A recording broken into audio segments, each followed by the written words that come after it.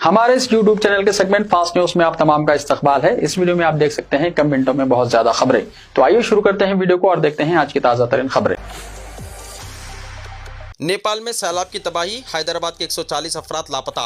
नेपाल में अचानक आने वाले सैलाब की वजह से बड़े पैमाने पर तबाही हुई है, जिसमें तकरीबन 500 अफराद लापता और 55 अफराद हलाक होने की इत्तलात हैं। इस कुदरती आफत के दरमियान हैदराबाद से नेपाल जाने वाले 156 सयाहों के बारे में भी तशवीश बढ़ गई है। एक प्राइवेट एजेंसी के जरिए हैदराबाद से 156 अफराद नेपाल गए थे। इनमें से 16 अफराद तबियत खराब होने की वजह से अपने कमरों में ही ठहरे रहे, जिसकी वजह से वो महफूज रहे। तहम बाकी 140 अफराद तफरीह के लिए बाहर गए थे और अभी तक वापस नहीं लौटे। इन 140 अफराद से राब्ता न होने पर इनके घर वाले और रिश्तेदार शदीद परेशानी में मुब्तला हैं और इनकी खैरियत और मुकाम के बारे में मालूमात के मुंतज़िर हैं। नेपाल सैलाब, हलाकतों की तादाद बढ़कर 270 पहुंची। तकरीबन 1500 अफराद अब भी लापता। 80 पुल बहने से कई इलाकों का राब्ता टूटा। नेपाल को रुसवा इलाके वाक़ भूटे कोशी नदी में शदीद सैलाब से आई तबाही ने कई जिंदगियां खत्म कर दी है। इस तबाहनाक फ्लैश फील्ड के सबब हलाकतों की तादाद बढ़कर 270 पहुंच गई है। आला अफसरान के मुताबिक तकरीबन 1500 अफराद अब भी लापता हैं, जिनकी तलाश जोरों शोर से जारी है। लापता अफराद में गैर मुल्की सयाहों की तादाद कम अज़ कम 800 बताई जा रही है। कुछ मीडिया रिपोर्ट्स में बताया जा रहा है कि सैकड़ों गैर मुल्की सयाहों से राब्ता टूट चुका है। इनमें से सबसे ज्यादा 178 सयाह हिंदुस्तान के हैं। नेपाल सयाहती बोर्ड ने जुमेरात की दोपहर 12 बजे तक हासिल एदाद शुमार के मुताबिक जो जानकारी शेयर की है, इसमें बताया गया है कि नेपाल के 127 मुकामी सयाहों से राब्ता नहीं हो पा रहा है। रुसवा जिले में अचानक आए इस सैलाब में अमेरिका के भी 65 सयाह लापता हैं। दिगर ममालिक के सयाहों की बात की जाए तो यूक्रेन के 53, मलेशिया के 51, ऑस्ट्रेलिया के 35 और बरतानिया के 33 सयाहों से भी राब्ता नहीं हो पा रहा है। कनाडा के 25 सयाह भी इस फहरिस्त में शामिल हैं जो राब्ते में नहीं हैं। नेपाल सयाहती बोर्ड ने कई ऐसे ममालिक के नाम बताए हैं जहां से आए सैलानियों की तलाश की जा रही है। दी गई जानकारी के मुताबिक सिंगापुर के 9 सयाह, रूस और जर्मनी के 8-8 सयाह, लातविया और जनूबी अफ्रीका के 6-6 सयाह, न्यूजीलैंड और जापान के 5-5 सयाह, फ्रांस के 4 सयाह और स्पेन के 3 सयाह भी राब्ते में नहीं हैं। नेपाल में सैलाब के बाद हैदराबाद की खातून इंजीनियर सुहासिनी रेड्डी लापता, घर वाले परेशान। हैदराबाद के एलबी नगर इलाके के वास्तु कॉलोनी की सुहासिनी रेड्डी 4 दिन पहले अपनी सहेली के साथ कैलाश ट्रैवल्स के जरिए 14 रोज़ा नेपाल के सफ़र पर गई थी। खटमंडू पहुंचने के बाद वो दिगर यात्रियों के साथ सफ़र कर रही थी। नेपाल में सैलाब के बाद सुहासिनी रेड्डी का कोई पता नहीं चल रहा है। लापता होने से पहले उन्होंने दिगर यात्रियों के साथ पूजा करने की वीडियोस अपने घर वालों को भेजी थी, तहम इसके बाद इनसे कोई राब्ता नहीं हुआ। घर वालों के मुताबिक सुहासिनी रेड्डी सॉफ्टवेयर इंजीनियर है और वो अपने शौहर और बच्चों के साथ ऑस्ट्रेलिया में मुकीम थी। 19 अगस्त को ऑस्ट्रेलिया से हैदराबाद आई थी और कैलाश ट्रैवल्स के जरिए अपनी सहेली के साथ नेपाल रवाना हुई थी। नेपाल जाने वाले यात्रियों में से किसी की भी ताहल इत्तला नहीं मिल सकी है। सुहासिनी रेड्डी के शौहर और 2 बच्चे हैं, जबकि इनके शौहर इस वक्त ऑस्ट्रेलिया में हैं। बेटी की कोई खबर ना मिलने पर खानदान शदीद तशवीश में मुब्तला है। घर वालों ने हुक्काम से अपील की है कि नेपाल में सैलाब की सूरत हाल के पेश नज़र फौरी कार्रवाई करते हुए सुहासिनी रेड्डी का पता लगाया जाए और इन्हें बाहिफाजत खानदान तक पहुँचाया जाए।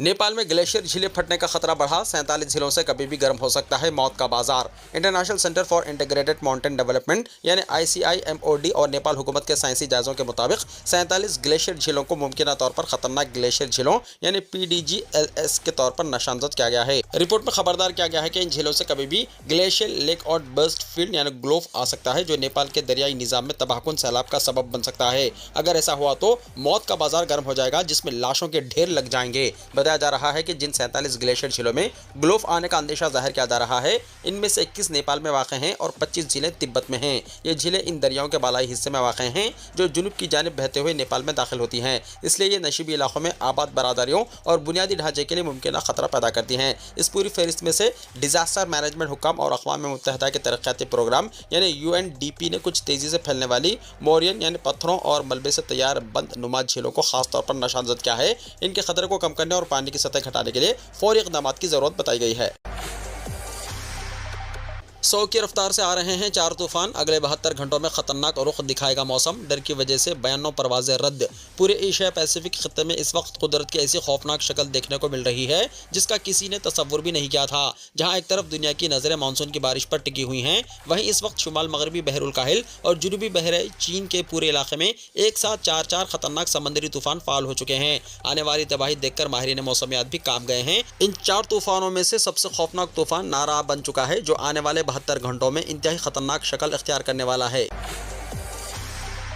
60 किलोमीटर फी घंटे की रफ्तार से आने वाला है तूफान। दिल्ली से नोएडा तक छाया है अंधेरा, भारी बारिश का अलर्ट। दिल्ली एनसीआर में मौसम ने अचानक करवट ली है। जुमेरात की दोपहर शदीद नमी के दरमियान दिल्ली, नोएडा और गाजियाबाद के इलाकों पर सियाह बादल छा गए। हल्की बूंदाबांदी ने नोएडा, दिल्ली और आसपास के शहरों में खुशगवार मौसम लाया है, जिससे सुबह की शदीद नमी से काफ़ी राहत मिली है।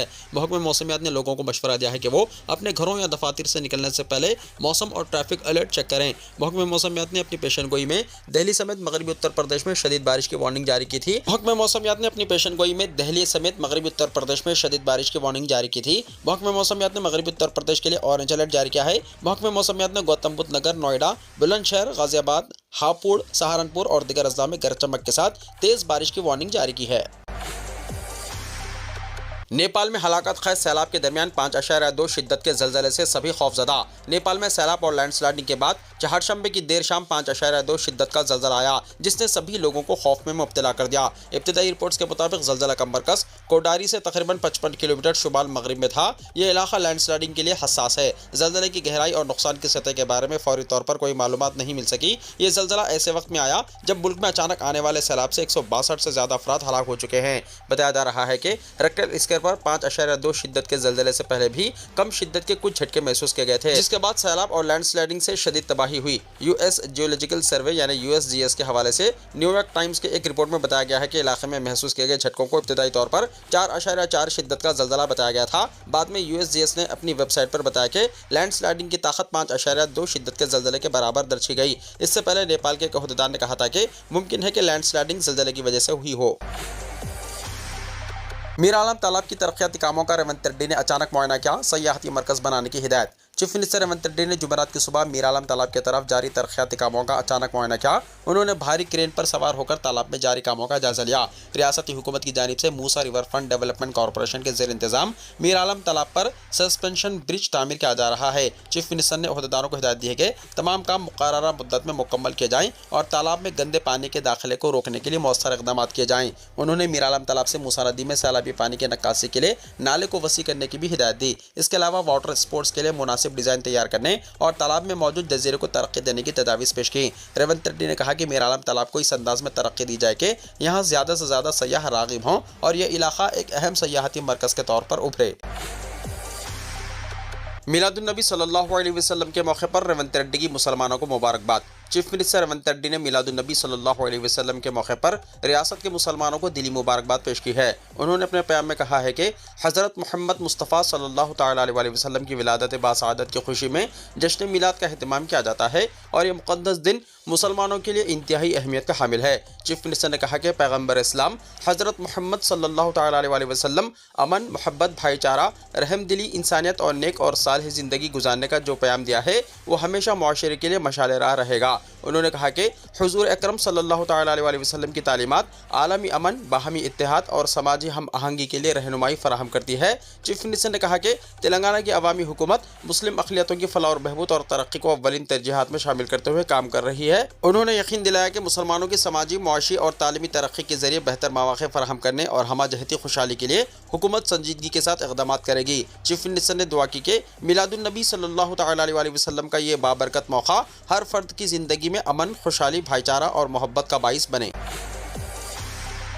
तेलंगाना एसआईआर वोटरों को झूठे कागजात जमा करने के खिलाफ इंतबाह। तेलंगाना के चीफ इलेक्टोरल ऑफिसर यानी सीईओ ने वोटरों को मुतनब्बा किया है कि इंतखाबी फहरिस्तों की स्पेशल इंटेंसिव रिवीजन यानी एसआईआर के तहत ज़ाती समात के दौरान झूठे, जाली या गुमराहकुन दस्तावेज़ात जमा कराने पर कानूनी कार्रवाई हो सकती है। तस्दीकी अमल के एक हिस्से के तौर पर अहलकार वोटर्स की जानिब से इनकी एलानात के खिलाफ जमा कराए गए दस्तावेज़ात की जाँच करेंगे। सीईओ ने कहा है कि किसी सरकारी मुलाजिम को गलत मालूमात फराहम करने पर भारतीय न्याय संहिता यानी BLS की दफ़ा 217 के तहत कार्रवाई की जा सकती है। सीईओ ने कहा कि अगर एसआईआर की समात के दौरान पेश किया गया कोई दस्तावेज़ात या एलामिया जाली, मनगढ़ंत, गुमराहकुन या जानबूझकर गलत पाया जाता है तो कार्रवाई शुरू की जा सकती है। यह इंतबाह उस वक्त सामने आया है जब वोटरों के रिकॉर्ड में तजाद है या साबिक़ा एसआईआर इंतखाबी फहरिस्तों के साथ रब्त कायम करने से कासिर अफराद को ज़ाती समात के लिए बुलाया जा रहा है। इंतखाबी फहरिस्त के इंदराज की तैयारी, नज़रसानी, तस्हीह, शमूलियत या अखराज के दौरान झूठा ऐलान करना भी अवामी नुमाइंदगी एक्ट 1950 के सेक्शन 31 के तहत काबिल सज़ा है। इसमें कैद, जुर्माना या दोनों की सज़ा है। सालगिरह की तकरीब से वापसी पर खौफनाक हादसा, 7 अफराद हलाक, 4 बच्चों समेत 8 जख्मी। आंध्र प्रदेश के पालानाडु जिले के चिल्कालूरी पेट के करीब पेश आए एक खौफनाक सड़क हादसे में 7 अफराद हलाक हो गए। यह हादसा जुमेरात के सुबह उस वक्त पेश आया जब विजयवाड़ा से तिरुपति जाने वाली एक प्राइवेट ट्रैवल बस बेकाबू होकर ऑटो रिक्शा से टकरा गई। हादसे के वक्त ऑटो रिक्शा में 15 अफराद सवार थे। हादसे में 7 अफराद हलाक हो गए जबकि 8 दिगर शदीद जख्मी हो गए, जिनमें 4 बच्चे भी शामिल है। इत्तला मिलते ही पुलिस मौके पर पहुंची और जख्मियों को इलाज के लिए गुंटूर के GGH मुंतकिल किया। पुलिस के मुताबिक महलूकीन का ताल्लुक चिल्कालूरी पेट मंडल के वेल्लुरु गांव से है। नाशों को पोस्टमार्टम के लिए अस्पताल मुंतकिल कर दिया गया है। बताया गया है कि तमाम अफराद बापटला जिले के कोंडा मंचुलुरु में सालगिरह की तकरीब में शिरकत के बाद वापस आ रहे थे कि रास्ते में यह हादसा पेश आया। हादसे में 4 अफराद की मौके पर ही मौत हो गई जबकि गुंटूर GGH में 2 और चिल्कालूरी पेट के सरकारी अस्पताल में एक शख्स ने दम तोड़ दिया। महलूकीन की शनाख्त 62 साला बोंथा बाबू, 55 साला बोंथा मुनीमा, 70 साला संपूर्णम्मा, 75 साला लक्ष्मैया, 50 साला गंगम्मा, 48 साला स्वार्था और 45 साला मरिम्मा के तौर पर की गई है। महाराष्ट्र में मराठी ना बोलने वाले ऑटो और टैक्सी ड्राइवर्स को बड़ी राहत। महाराष्ट्र में मराठी ना बोलने वाले ऑटो और टैक्सी ड्राइवरों को देवेंद्र फडणवीस हुकूमत ने बड़ी राहत दे दी है।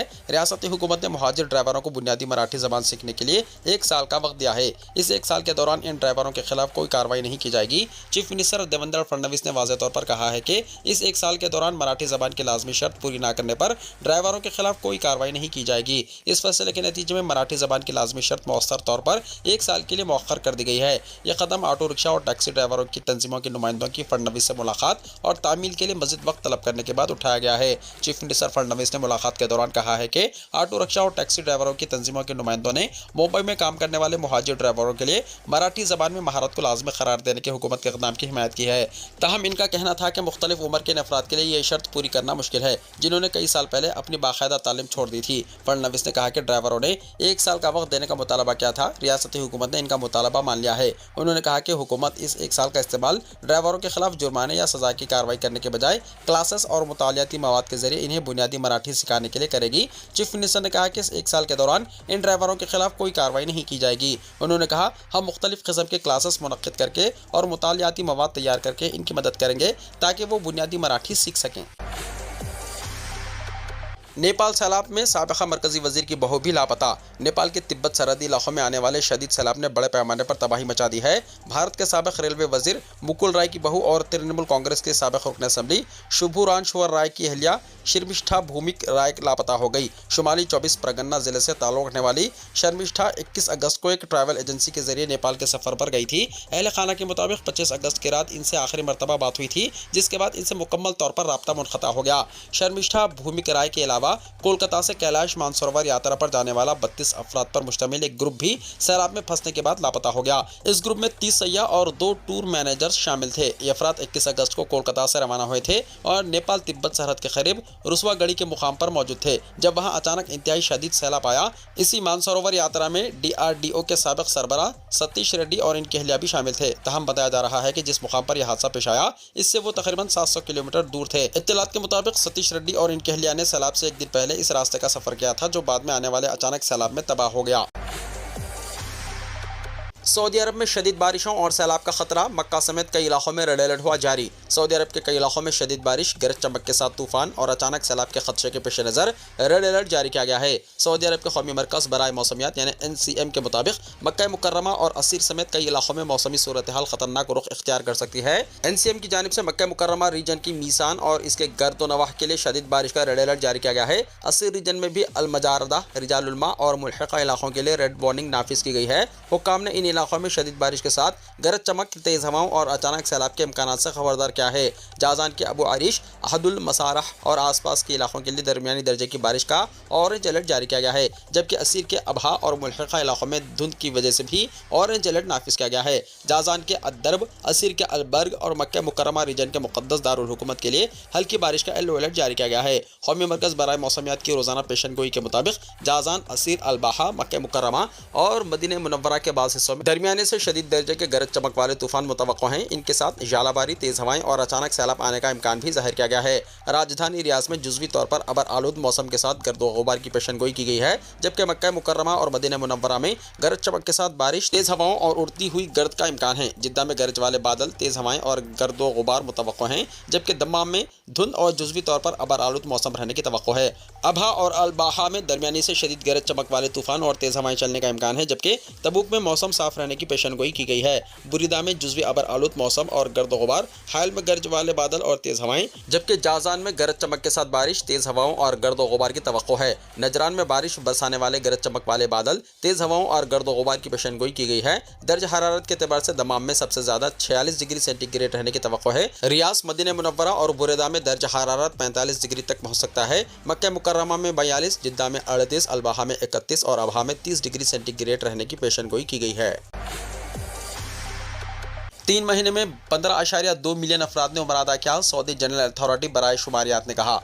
मुसलमानान आलम में उम्र की अदायगी और रोज़ा अक़दस पर हाजिर के इश्तियाक़ में मुसलसल इजाफा देखा जा रहा है। इसमें खास बात यह है कि अब ज़ायरीन में जमा साल अफराद की अक्सरियत नजर आती है। सऊदी जनरल अथॉरिटी बराए शुमारियात के मुताबिक साल 2026 के उम्रा सीजन की पहली सहमाही में 15.2 मिलियन अफराद ने उम्र अदा किया। इसमें अंदरूनी मुमलिकत के उम्रा ज़ायरीन की मजमूई तादाद 9.5 मिलियन रही। रिपोर्ट के मुताबिक उम्रा ज़ायरीन की मजमूई तादाद 1,52,33,767 तक पहुँच गई। इनमें मर्दों की तादाद 56.4% और ख़वातीन का तनासुब 40.6% है। सऊदी मोतमरीन की तादाद 28.9% रिकॉर्ड की गई। बैरूनी मुमलिकत से आने वाले उम्रा ज़ायरीन की तादाद 57,69,271 तक पहुँच गई, जिसमें 27,77,904 मर्द और 29,91,367 ख़वातीन शामिल है। मर्दों की तादाद 48.2% और ख़वातीन की 51.8% रही। इदाद-ओ-शुमार के मुताबिक बैरूनी मुमलिकत से आने वाले ज़ायरीन में से 86% एयरपोर्ट, 13.6% बॉर्डर क्रॉसिंग और 0.4% सी पोर्ट के जरिए मुमलिकत पहुँचे। यहाँ एक काबिल सताश बात यह है कि जैसे जैसे ज़ायरीन की तादाद में इजाफा हो रहा है, वैसे वैसे वज़ारत हज उम्रा की जानिब से ज़ायरीन को फराहम की जाने वाली सहूलतों में भी इजाफा किया जा रहा है। वीडियो को लाइक शेयर कीजिए और हमारे इस YouTube चैनल को सब्सक्राइब करते हुए इसके बेल आइकॉन को प्रेस कर लीजिए ताकि ऐसी ही ताज़ा तरीन खबरों का नोटिफिकेशन सबसे पहले आपको मिलता रहे।